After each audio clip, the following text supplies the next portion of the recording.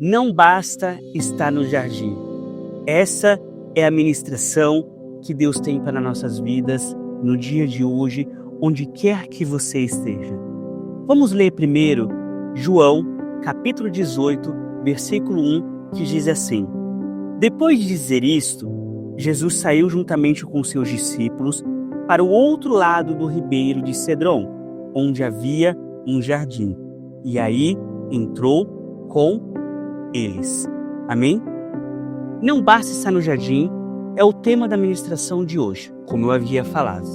E quando a gente fala de jardim, a primeira coisa que a gente pensa, baseado no que nós vimos nos dias atuais, nós vemos um jardim com várias flores, várias plantas, como nós estamos simbolizando aqui, várias árvores, vários frutos. Aí no jardim tem um banco, tem um lugar de passeio, de caminhada.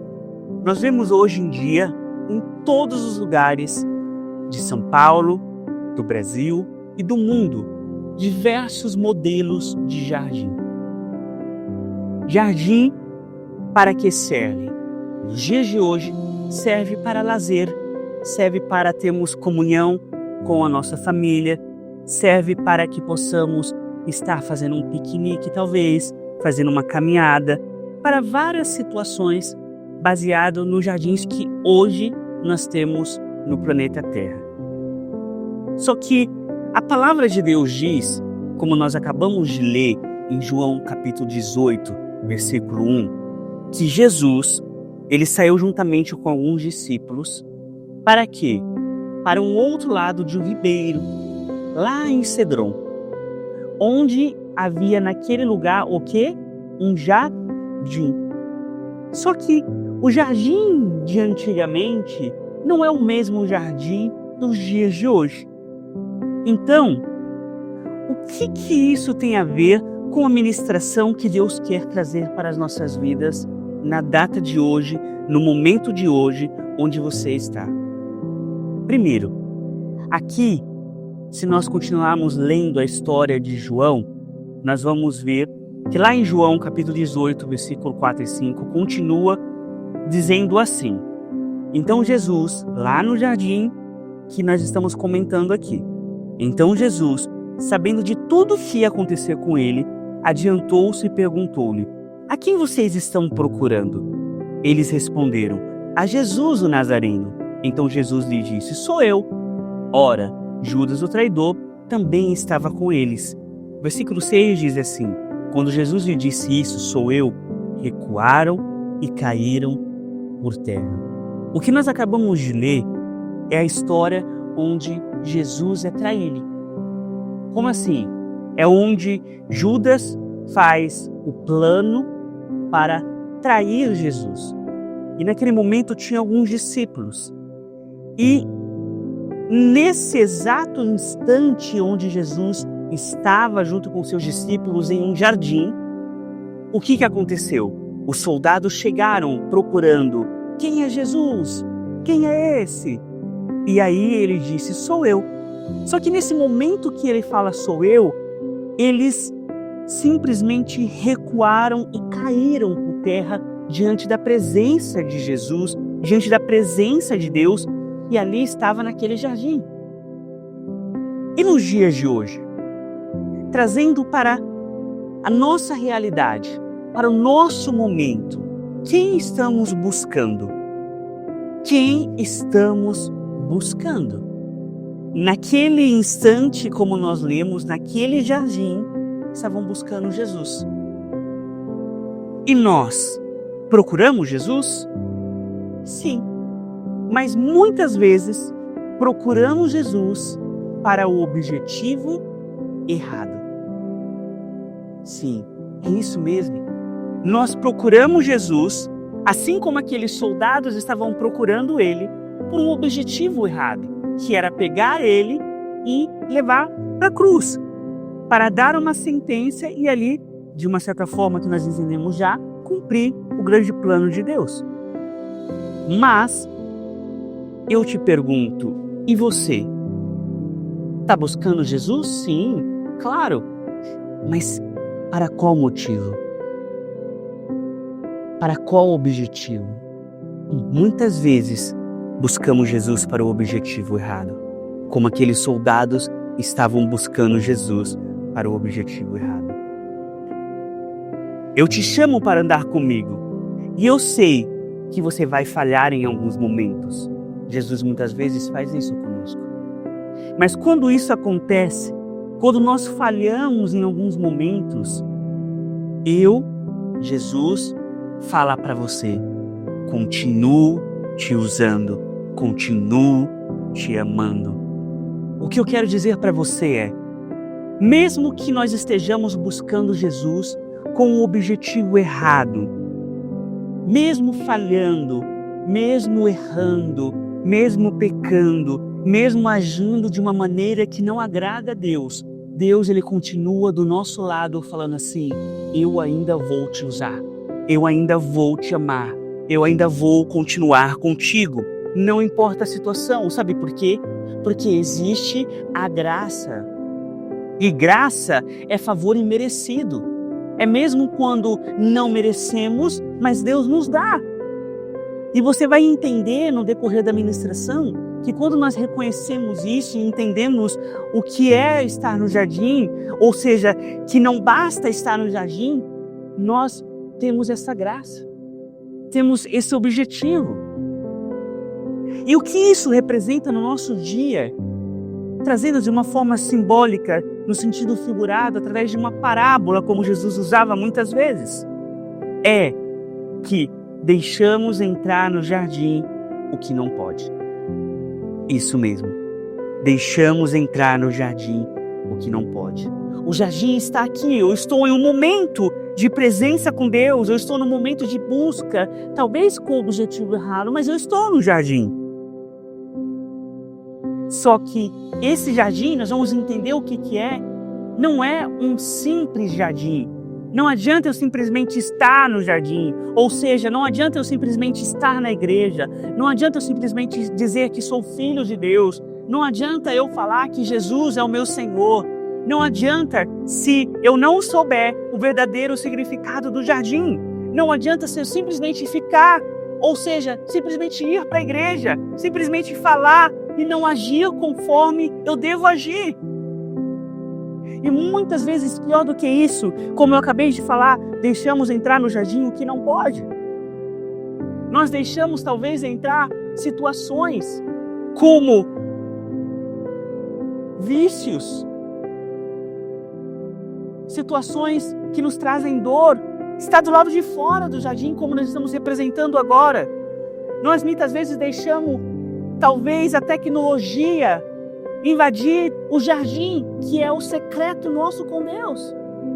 Muitas vezes deixamos dinheiro, cartões, riquezas tomar o lugar real do que é o real sentido do jardim. Deixamos a vaidade entrar, deixamos o tempo entrar no jardim, deixamos bens invadirem o jardim. E o que estava do lado de fora, nós começamos a colocar dentro do jardim. Sabe por quê? Porque nós não entendemos o verdadeiro significado do jardim. Não entendemos que a vaidade, a infidelidade, o dinheiro, os bens, o orgulho não podem estar no jardim. Muitas vezes, a infidelidade com Jesus, que às vezes é representado com esses objetos que nós deixamos invadir o nosso ser, o nosso ego, dominam e entram no jardim. Então, o simples fato de estar nesse jardim não quer dizer que algo de Deus está acontecendo. Olha o que diz João capítulo 13, versículo 21. Depois de dizer isto, Jesus se angustiou em espírito e afirmou: em verdade, lhes digo que um de vocês vai me trair. Então, os discípulos olharam uns para os outros, sem saber o que ele se referia. Aqui nós encontramos um cenário onde Jesus estava fazendo a última ceia. E olha que interessante o que nós encontramos em João 13, o que antecede aquela cena do jardim, se nós lemos. Aqui nessa grande ceia, Jesus ele revela para os discípulos que alguém iria o trair. Só que ele não fala quem é. Ele não fala é fulano, é ciclano, é beltrano. Não. Simplesmente porque poderia ser qualquer um. O traidor, e nós hoje em dia caluniamos, falamos mal de Judas, mas o traidor não necessariamente seria Judas. Poderia ser qualquer um deles. Muitas vezes a infidelidade está dentro de nós e nós estamos dentro da igreja. Muitas vezes a infidelidade está dentro de nós com Jesus, infidelidade com Jesus, e nós estamos falando que somos filhos de Deus. Pensamos que o grande traidor é o Judas. Pensamos que o grande traidor é o outro. Pensamos que o grande traidor são as coisas. Porém, cada um daqueles discípulos, naquela cena, naquele momento, teve a sua parcela de infidelidade. Com Pedro, não foi diferente. Sabe? Às vezes, não entendemos o objetivo de Deus. Agimos pela carne, com nossas emoções, com nossas inseguranças, com nossas incertezas, com nossas dúvidas, com os nossos medos, com o nosso ego, com as nossas riquezas, com as nossas prepotências. E tudo que era para estar fora do jardim, nós colocamos para dentro do jardim. Assim como, de uma forma figurada, os discípulos fizeram. No caso, como eu disse, de Pedro, olha só que interessante. Olha o que diz em João 18:10. Então Simão Pedro, lá naquele momento que eu contei lá no início, que ele estava lá e aí os soldados chegaram, olha só o que diz. Então Simão Pedro puxou da espada que trazia e feriu o servo do sumo sacerdote, cortando-lhe a orelha direita, e o nome do servo era Malco. Pedro, naquele momento, estava trazendo para o jardim a sua fraqueza. E qual é a sua fraqueza que você traz para o jardim? Você sabia que as nossas fraquezas expõem a área ao qual eu sou mais dependente de Deus? A sua fraqueza expõe a área ao qual você precisa mais de Deus? Qual é a sua fraqueza? A de Pedro, como nós acabamos de ler, era o emocional. A de Pedro era ele ser nervoso, explosivo, momento. E aí Pedro pega e fala assim, eu vou cortar a orelha, e corta a orelha do soldado. Aquele era o objetivo do jardim? Não! Tanto é que Jesus, em seguida, se você continuar lendo, você vai ver que Jesus, ele pega a orelha do soldado e coloca de volta, mais ou menos dizendo assim para Pedro, ei Pedro, calma! A única pessoa que vai morrer para cumprir o que é para ser cumprido é eu, não é todo mundo. Para de agir assim. Era uma forma de Jesus falar assim, as suas emoções não podem entrar no jardim, porque o jardim não é lugar para isso. É uma forma de dizer para mim, para você, o que é que está te prendendo, te paralisando, te colocando para fazer aquilo que era fora do jardim e se tornar dentro do jardim.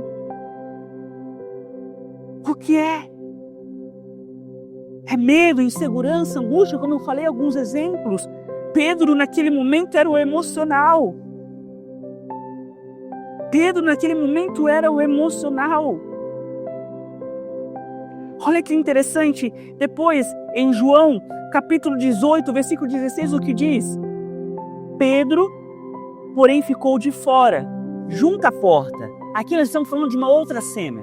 Depois que os soldados pegaram Jesus e levaram para ser sentenciado, Pedro ele começa a seguir Jesus e olha só que interessante. Pedro, porém, ficou de fora.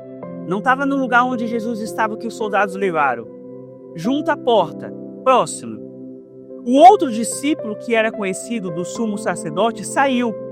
Falou com o encarregado da porta e levou Pedro para dentro. Ele levou Pedro para dentro de onde estava Jesus, que os soldados levaram. O que isso nos mostra? Pedro estava do lado de fora, sim, amém. Mas foi colocado para dentro, sim, amém.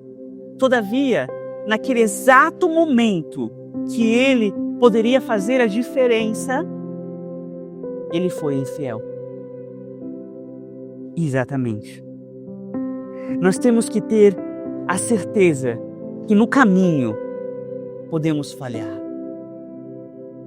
No caminho podemos até tropeçar, mas jamais devemos desistir. Porque a princípio, na Santa Ceia, falou de um traidor, que depois nós vimos que na cena, na história, foi Judas. Mas Pedro, ele traiu, como Jesus havia falado, a Jesus 3 vezes, negando a ele. E esse momento é um momento que também Pedro faz. E neste momento que Pedro poderia, se não me engano é a 2ª vez, ele poderia pegar e falar assim, não, eu vou fazer a diferença. Pedro simplesmente continua falhando. Nós precisamos entender sim que no caminho nós vamos falhar, que nós vamos errar, que nós vamos tropeçar, mas nós precisamos entender que jamais, em hipótese alguma, podemos desistir. Que jamais, em hipótese alguma, podemos recuar, a não ser que seja dar 2 passos para trás para pegar impulso, para avançar e vencer e conquistar. Sabe por quê? Jesus fala hoje para você, eu te chamo para andar comigo. E eu sei que você vai falhar em alguns momentos, mas quando isso acontecer, eu continuarei te usando. Eu continuarei contigo por causa da graça. Nós não temos o poder de atrapalhar o projeto, ou seja, os planos de Deus, não. Isso só acontece quando acreditamos nas mentiras do diabo e desistimos, ou seja, os sofismas. Porque quando Deus mandou continuar, Ele fala, continue e não para. Só podemos atrapalhar o projeto e paralisar, dar uma pausa no plano de Deus, quando acreditamos no sofisma. E o que é sofisma? Sofisma é quando uma mentira é falada constantemente que se torna uma verdade. E às vezes, no nosso dia a dia, estamos lidando com mentira, trazendo as coisas que eram fora do jardim para dentro do jardim, e isso ficou tão comum, ficou tão natural, que o que era mentira, o que não era verdadeiro, o que não era plausível aos olhos de Deus, agora, para mim, começa a ser normal. O que era ruim começa a ser bom, mas a sua essência é ruim. A sua essência é ruim. E aí, nesse exato momento, nós lemos, e nós vamos ler aqui, vou mostrar aqui para você, que pela 2ª vez, Pedro negou a Jesus. E aí, se você continuar, lá em João 18, 26, uma pessoa disse que viu ele no jardim. Sabe o jardim? Que ele arrancou a orelha. Olha só que João 18, 26 diz. Um dos servos do sumo sacerdote, parente daquele a quem Pedro tinha decepado a orelha, perguntou, não é verdade que vi você no jardim com ele? Às vezes estamos no jardim. Pessoas estão nos observando. E qual é o nosso testemunho? Qual é o nosso testemunho? Porque ser cristão não é ir para a igreja. Não é estar no jardim falando que ora 10, 20, 30 horas. Ser cristão não é simplesmente falar, mas é ter atitude. É ter testemunho. Pedro foi visto no jardim. E aí, pela 2ª vez, ele nega Jesus. Pedro negou Jesus. E por que fazemos isso às vezes igual Pedro? Por que negamos a Jesus? Por que traímos Jesus? Por que às vezes trazemos coisas que não é para estar no jardim, para dentro do jardim? Para quê? Olha que interessante. Enquanto Jesus estava no jardim orando, os discípulos estavam dormindo no jardim.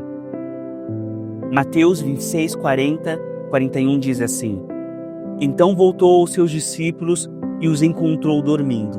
Uma outra cena que Jesus estava indo. Porque para Jesus, o jardim tinha um significado.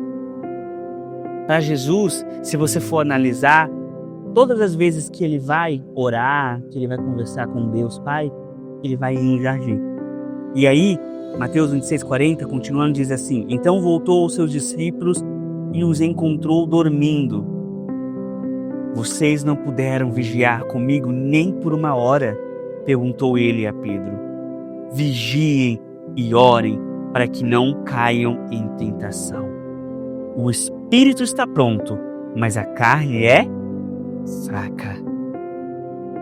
Versículo que fala algo importantíssimo. Por quê? Porque no jardim os discípulos e Pedro estavam dormindo. E aí Jesus fala: ore para que não caiam em tentação. Se nós não tomarmos cuidado, nós vamos trazer coisas que não era para estar no jardim. Vamos ter atitude que não era para ter no jardim. Vamos agir com situações que não eram para estar no jardim. Pastor Rafael, mas qual a importância desse jardim que você fala tanto? Qual essa importância? Qual é? Perceba que Pedro, ele era próximo de Jesus.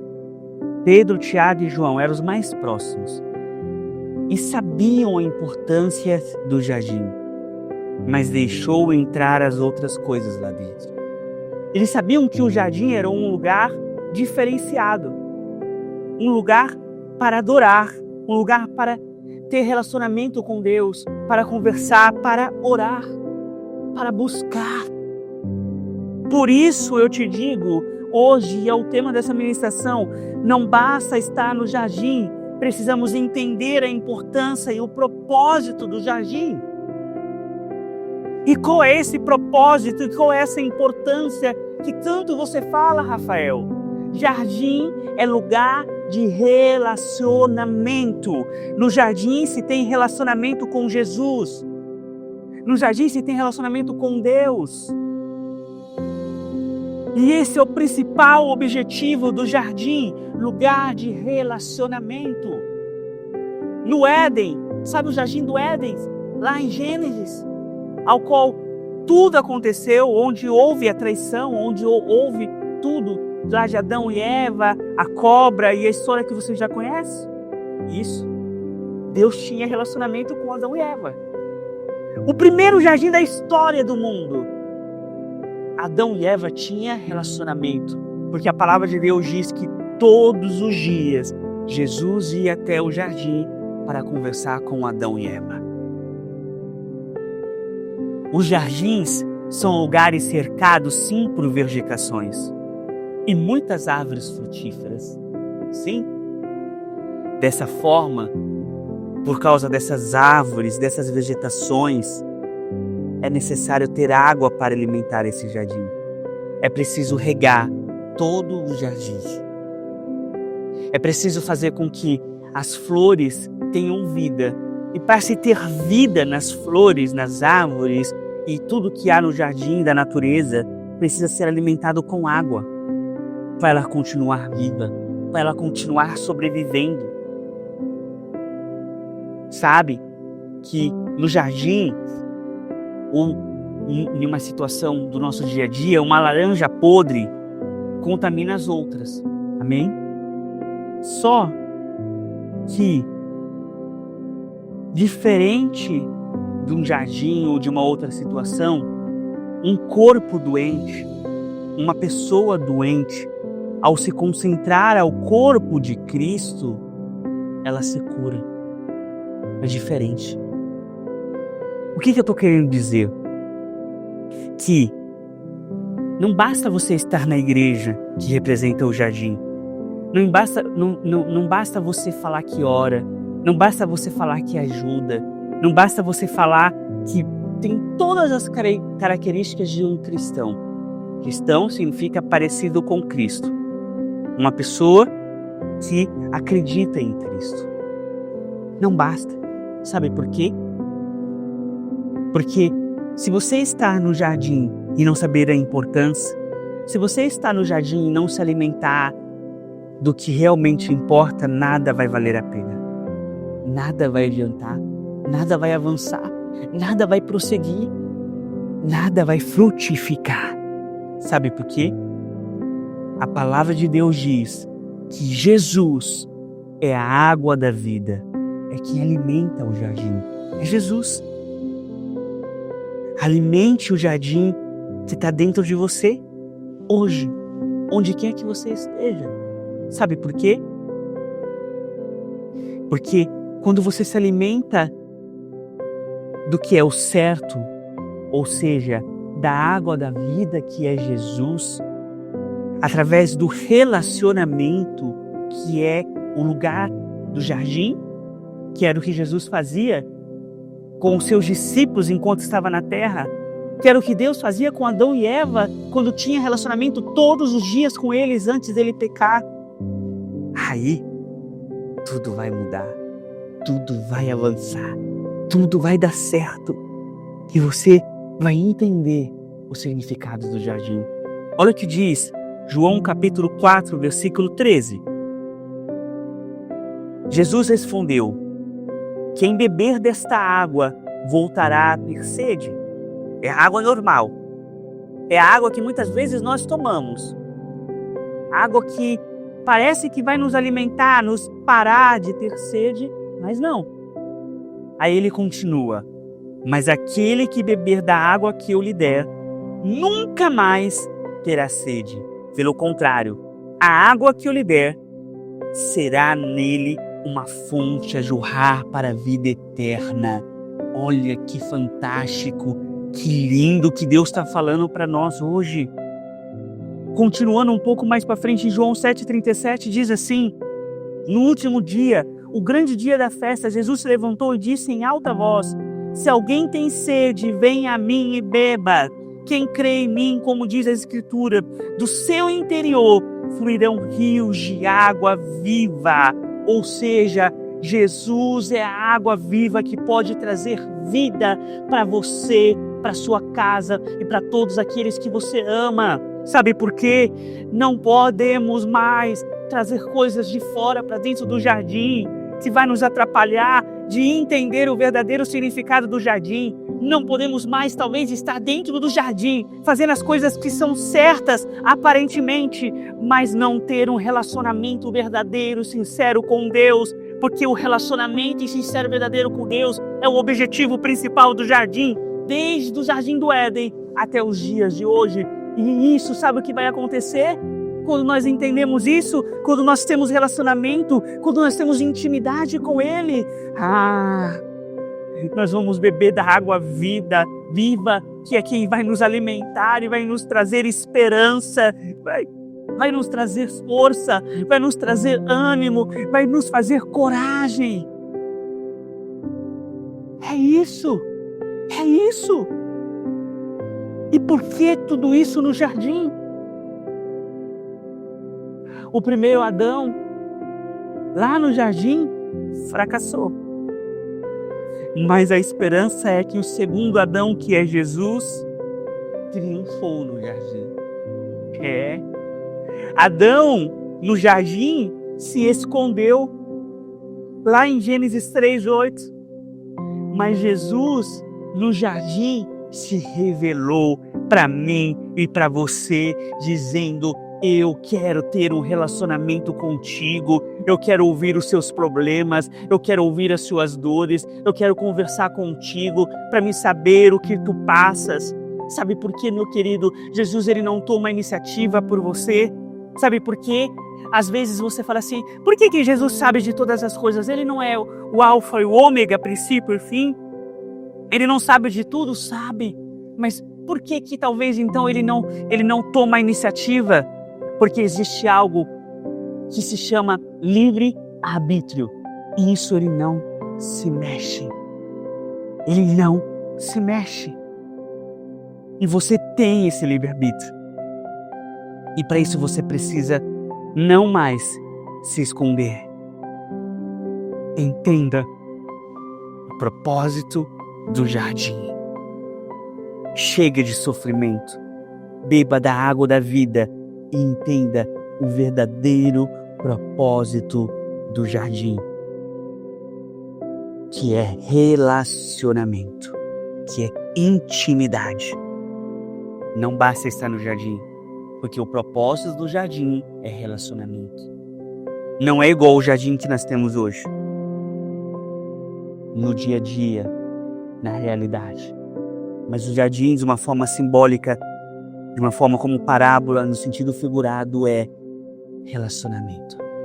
Porque em todos os jardins que nós vemos na Bíblia, tinha relacionamento, tinha intimidade com Deus. Por isso, pare hoje de sofrer. Beba dessa água que pode te trazer vida e vida em abundância. Espero que essa palavra tenha tocado o seu coração. Se você foi impactado por um mover do Espírito Santo através da palavra Não Basta Estar no Jardim, eu quero que você compartilhe essa mensagem, esse vídeo com outras pessoas. Eu tenho certeza que Deus vai te usar, porque a palavra de Deus, como nós lemos, diz que a água vai estar dentro de nós e vai jorrar. E você pode dar um pouco dessa água para outras pessoas, sendo um canal de bênção. Que Deus te abençoe e até a próxima.